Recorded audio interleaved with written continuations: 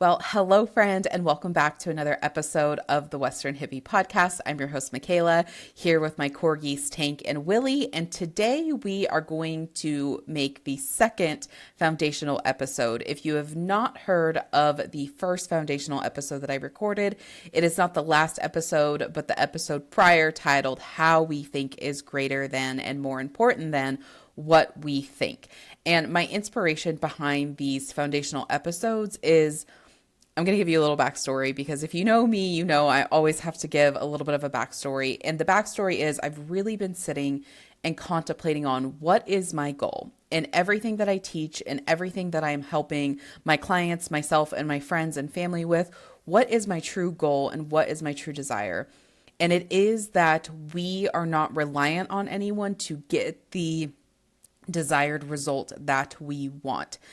I never want anyone's life or anyone's animal's life to be at stake because they don't have access to something that is really important to me. And so I want to create these foundational episodes because these foundational episodes are going to be something someone can come back to, and they can apply these foundational episodes to treat anyone or anything. Because complexity, this is something I learned when I was in my personal development era. Complexity is the enemy of execution. And I really do believe a lot of the complication that we are seeing in the health industry, regardless of if it's with our animals in the veterinary industry or with humans in the medical industry, a lot of the complication is driving the fear. We have 10 different names for things. We have 20 different symptoms and diagnosis, and it seems so complex. But when we really break it down into small bites, the body, whether it's a human, a horse, or a dog, only creates disease for a few separate reasons. And when we drill down and we dial down to that root, we can heal anything.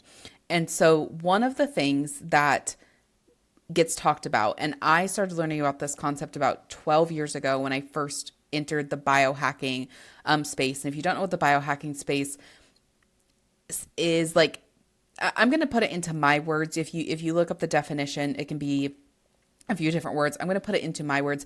When I got into the biohacking space was really about taking control of your own biology, having control of what your body looks like, what you want to do with it, and then also how to hack the system, meaning how do we treat our body in a way that gets us the most optimal result that we desire, and maybe even a more optimal result than we desire.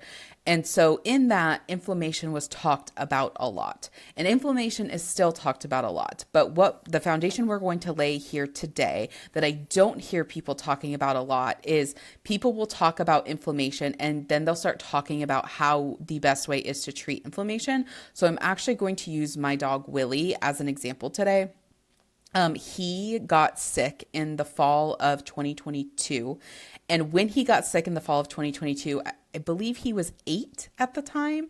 And he was still a very functional 8-year-old corgi. He could still jump on things. I could tell he was getting a little stiff, was having a little arthritis, but he was still jumping in. I have a pickup truck and he would use the stool or the running board, but he could still jump in the truck. As a corgi, it's a Ford F3 1-ton F350 1-ton pickup. So it's not a small mid-size pickup. It is a full-size pickup. And with the running board, he could still jump in by himself. He gets sick and he goes from still being able to jump in the truck to I have to go help him stand up just to get outside. Like once he got moving, he was okay. But to actually get up, he had so much pain in his back that I would have to help get him up. And then once he got moving, he was okay. But to be honest with you, that was very traumatizing for me. It was very traumatizing for me to have a dog who could still jump in my vehicle to me having to go pick him up to go outside within a matter of 2 weeks. That was very hard on me. And I honestly at the end, honestly at that time, it felt like the end was near if his body could break down that fast. Like it terrified me. And the one thing that, a lot of times we think pain is such a bad thing, but the pain of me losing my first dog was really what pushed me to the limits to get Willie healthy again. And so I was able to use that pain to say, I've learned all this stuff in biohacking. How the heck can I apply it to my dog? Because if this was a human, there's no way I would say like, this is the end. And so now how do I start using the stuff that I learned and start applying it to him? And so the first thing I did was diet. And once I got his diet dialed in and really got all the inflammatory foods out, he was better. He was still not great. So what did I do? I bought all the joint supplements. He was on collagen. He was on HA. He was on elk velvet antler. He was on curcumin. Like I had him on all these anti-inflammatory supplements. And while he got better, he still was not great. I wasn't having to pick him up anymore, but I know my dog and I was watching him maneuver and I'm like, this isn't right. And what was most frustrating to me, again, I'd studied a ton of biohacking at this point. I'm like, and I'm sitting there and I'm saying to myself, I'm using all the best supplements. I am buying the most high end, the absolute best supplements. And there's something still not right with my dog. So I sat with it and I said, what if I'm treating the cause or what if I'm treating the effect and not the cause? And this is what inspired this foundational episode, is because even inflammation is not the cause. It is the effect. So we can have all these amazing supplements, all these amazing tools. And if we are still treating the effect, we're only going to get so many results, and the results are not going to last, because the moment the example that I really like to use, it's putting out the fire, but not stopping the arsonist. So we can have the best fire extinguishers, the best hoses for this inflammation, and it's still just putting out the fire and it's not stopping the arsonist. So that led me to the question, okay, well, what is the arsonist? And I go down a rabbit hole and I start learning about the liver, that when the liver can't get toxins out fast enough, that's what's causing inflammation in the body, because these toxins, instead of getting excreted through urine or through poop, they are now going back into the bloodstream. So a lot of people would even go, oh, okay, so the liver is the problem. And the liver is something we treat, but I actually want to take us a step further. The toxins are the problem. It's the overload of toxins in the body that the liver cannot get out that is causing the inflammation. And so that is the question in this foundational episode that I want you to start asking yourself today, because I want you to start thinking this way as well. Not what is inflammation, what is the problem, but what is causing the inflammation. So if we look at arthritis, we can call that inflammation of the joints. We can call Cushing's or any kind of like thyroid problem, like inflammation of the thyroid, inflammation of the pituitary gland. And then an overloaded liver can be inflammation of the liver. Lymph issues, that's too much inflammation in the lymph. And so again, a lot of schools of thought are going to go to treat the lymph, treat the joints.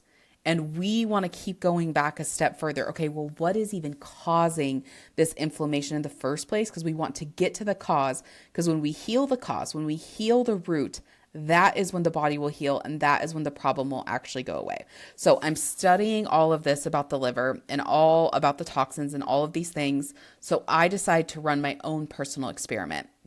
And in this concept of how we think is greater than what we think, this is something I want to encourage you to do, not only with your animals, but with yourself, is start learning these things. Know your safety guidelines. I call them bumper lanes. So establish bumper lanes of, I need to know XYZ to keep my animal and I safe while I'm doing this experiment. And once I know XYZ of I can't go too far this way and I can't go too far that way, or it's going to cause more problems than solutions. That's what I call the bumper lanes. Now I'm going to run these experiments to see if they work or not. So the experiment that I decided to conduct with my dog Willie is, if it truly is the liver that is causing inflammation in his body, this backed up liver from these toxins. So better said, the toxins that are causing this arthritis in his body. If that is truly the case, then if I eliminate these toxins and I do a detox on him so his body can excrete all these toxins properly, then the inflammation in his joints should go away without the supplements. Now, Is there certain cases where maybe a little too much damage has been done and the animal still needs, or the human still needs some support like a joint supplement? Yes. And I'll give this away before I get to the bottom. The conclusion I drew was establish your baseline, get the toxins out, get the liver optimized, get the kidneys optimized.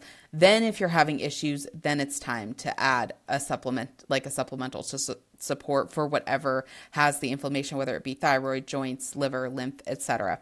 So I take him off all the joint supplements. And by the way, this was very terrifying for me at the time because he still wasn't functioning right. So I take him off all of these supplements.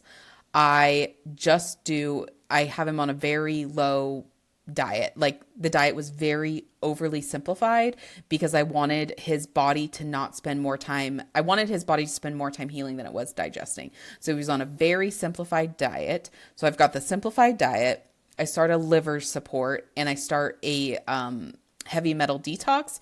The detox I actually recommend. And the one thing that I am going to tell you what the detox is. Before you start any kind of detox, the dog's body, the horse's body, your body may need to establish a baseline first. So you may need some gut support. You may need, I call it the rebuild phase. So this would be, a 10-day to 2-week time where it's just good food and gut support. Willie had already had all that. Like I was already doing all that. So at this point it was safe to start the detox.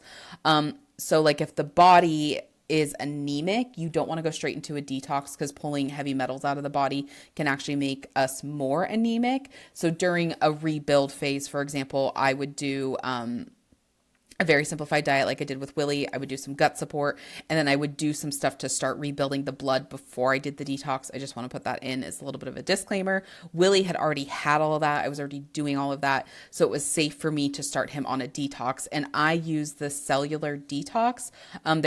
From Herbs of the World. Herbs of the World has a cellular detox for horses and dogs. I believe she has one for humans, but I am not 100% positive. Her name is Laurel at Herbs of the World. She's absolutely amazing. If you called her and you wanted one for yourself, I'm sure she would mix it together. She's a small farmer up in Idaho and she's just absolutely amazing. So I wanted to give her a shout out. So I purchased her cellular detox, which has liver support, but it also has stuff like zeolite to help pull, zeolite will pull, heavy metals out of the body. It'll start pulling glyphosate out of the body. Like it's really amazing. So I put him on the cellular detox. I start liver support. And then I went to something called the EE system that will also help rebuild organs. I do all of this. And now Willie is only on one joint supplement. It's actually, I'll link this below. It's called Epigenius for dogs. It has joint support. It has gut support. It has vitamin and mineral support. I do that as like a daily vitamin senior support for him because he will be 12 this March. He is off everything else. And when I took him off all that stuff, did this liver experiment, he went back to energetic. He still does not jump in the truck. I kind of think it's more of when he got hurt, he tried jumping in the truck and failed so many times. I kind of think that is more it, but he jumps on the couch again. And he's also 4 years older than when he got sick. So that is part of the equation as well. But after doing that experiment, it proved my theory. It proved my theory to be true. And so now I always start with like looking at the toxins. So this is the foundational way of thinking. We want to keep going back to what is causing this, not what is this, but what is causing this, because we want to get to the root. We want to treat the cause so that the body can heal at a root level. So we're treating the issue and not just the side effects. Again, we want to stop the arsonist. We don't just want to keep putting out the fires. And a lot of these schools of thinking, we're just putting out the fires, but we're not actually stopping the arsonist. So I just really wanted to make this episode to start getting you to ask different questions about whatever ailment either you or your animal is experiencing. So I keep coming back to the liver. Everything that I do keeps coming back to the same foundational things. Is the gut good? Is the liver optimized? That's what I keep coming back to in all sorts of inflammation, whether it's inflammation of the heart, the joints, the lymph, the thyroid. For me, it keeps coming back to the liver because the liver is such a key detoxifier. And again, What slows down and makes a stagnant liver? Excess toxins. And toxins can be in the form of inflammatory foods. It could be in the form of heavy metals. It can be in the form of emotional toxins, which is something I've been diving more into the last couple of years, is learning how emotions are energy in motion. And when our body isn't circulating properly, that means that there is stagnant energy in the body, meaning these trapped emotions in the body. There's a book called The Emotion Code, which breaks it down really well. And so, again, I want you to be so well equipped that you feel confident in tackling any health problem, whether it be your horse, your dog, or your human, yourself, or your friend. Because when we have this confidence, I truly believe that is how we reach sovereignty, is having confidence over our own health. And that's why these foundational videos and podcast episodes are so important to me, because I want you to feel that sense of sovereignty and confidence in tackling any health problem that comes your way. So that is the second foundational episode, is really getting to the question of what is causing these things. And you may come to a different conclusion than me. That's okay, because we all have different ways of looking at things. And it is really important that we develop a way of thinking that helps us get to the root cause of any ailment, any issue we are experiencing. We are just specifically talking in health, but this can also apply to financial areas of life, relationship areas of life. How do we get to the root cause of any problem we are experiencing in our lives, and not just continually treating the symptom, which puts us in a loop, a deja vu, where we keep experiencing the same thing over and over again. That's a loop that I am breaking, and that is a loop that I want you to break too. So that concludes this foundational episode of the Western Hippie Podcast. Next week, we have Dr. Mark DiPaolo coming on the podcast to talk about ozone therapy for horses. We also tapped into ozone therapy for dogs, his product Ozactin, and why ozone, when mixed with glycerin, actually makes ozone more powerful. I absolutely loved my conversation with him. I am so excited to bring that episode to you. So make sure you are subscribed wherever you are listening, so you get access to that episode the moment that it drops. And Dr. Mark and I've talked to a few people. If you are interested, send me an email at michaela@michaelamay.com. Dr. Mark and I may host a live Q&A if there is enough interest. So if you have interest in that, please send me an email, and him and I will get that set up so we can do a live Q&A about ozone therapy. He does not do cats, but he does dogs and horses. He also has hair analysis for dogs and horses, where you can send a hair mineral analysis sample in to find out what nutrients your horse or dog are deficient in. And his company will actually make a vitamin supplement specifically for your dog or horse to get their body's nutrients back up to balance. He's doing some really amazing things. When I got into biohacking 12 years ago, I wish I would have known about his company for my horses, because when I got into this for humans, there was very little stuff for humans, and now the human market in this has exploded, and I believe the animal market is right behind, and Dr. Mark and his company, I really feel, are leading the way on a lot of this stuff. So I'm very excited to bring that to you. Make sure you're subscribe so you get notified when that episode drops. If you have any other episodes you would like to see, again, you can email me, Michaela@michaelamay.com. Until then, thank you for listening to this episode of the Western Hippie Podcast, and myself and my boys and I will talk to you next week.